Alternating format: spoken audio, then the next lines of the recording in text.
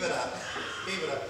The other thing I want to say is, and this comes from here, I just want to say to the union, what you did last year was marvellous. To back Phil and the executive up, what you did was bloody 100%. And I admire the whole lot of you for what you did. And you come out on top, and that's bloody great. So great for you all, guys. It's really great. Yes. Thank you. Now, there's a couple of these stories I want to say. There was a young fellow working on the wharf. I'll just say to the girls, close your ears.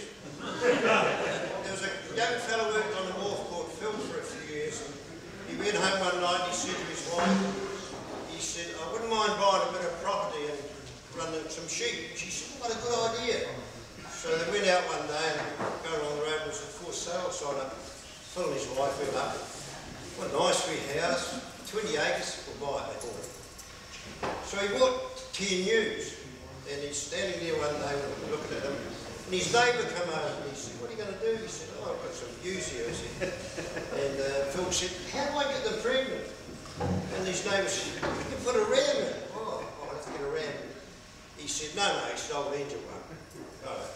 And Phil said, how do I tell when they're pregnant? Oh, he said, when you get up in the morning, they'll be all lying on the ground. Oh, that's good. So he put the ewe in, got up in the morning, they were walking around the paddock. So next morning he gets up, he's still walking around the paddock. What the bloody hell's going on? So what he did then, Phil put him on the truck, took him up the bush and did what the ram was supposed to do. He got up next morning, he's still walking around the paddock. Bloody hell. So he put him back in the truck again and took him up the paddock, but he took his time this time. Took his time, brought him home and put him back. Next morning he was laid up, he said to his wife, he said, what are the sheep doing, dear?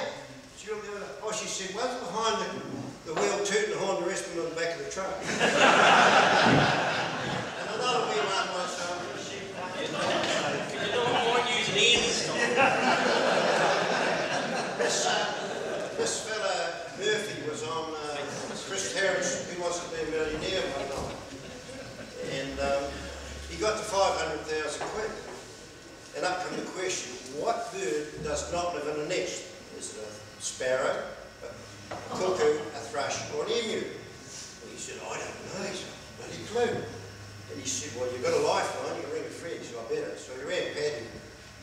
He said to Paddy, what bird doesn't live in a nest? Is it a sparrow, a cuckoo, a thrush, or an emu? And Paddy said, it's a bloody cuckoo. You sure? He said, yes, I'm sure it's a cuckoo. Time ran out, so right, so Chris said, what are you going to do? He said, I don't know. He said, Paddy's pretty clever, I'll take his answer. So he took the answer. He said, how long you known Paddy? He said, oh, quite a while. He's a good mate. He said, he's a bloody good mate now. He's just won £1 million. So next morning he gets up and he gives Paddy a ring. He said, come down to the pub. He said, I want to shout you a beer. So we go down to the pub and he said to Paddy, how bloody sure were you that was a cuckoo? Paddy said, well, bloody cuckoo lives in a clock.